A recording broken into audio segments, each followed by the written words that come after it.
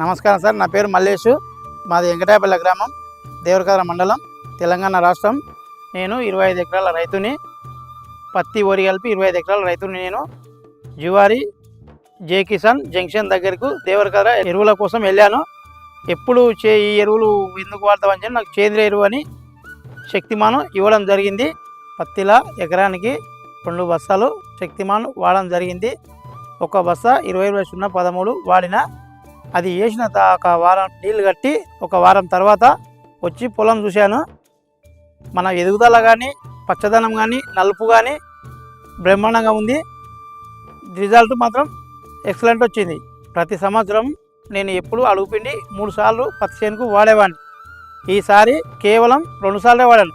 ఎందుకంటే అది శక్తిమాన్ వాడడం వల్ల చేను ఎదుగుదల కానీ, మన గ్రోతింగ్ పాలని చేను మెత్తగా కానీ మంచిగా ఉంది.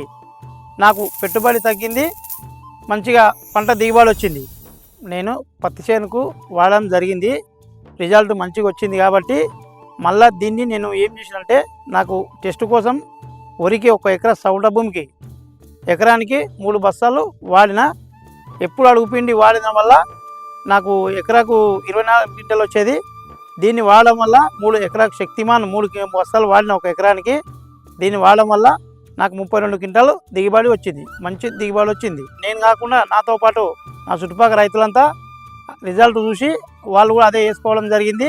మంచి దిగుబడి ఉంది.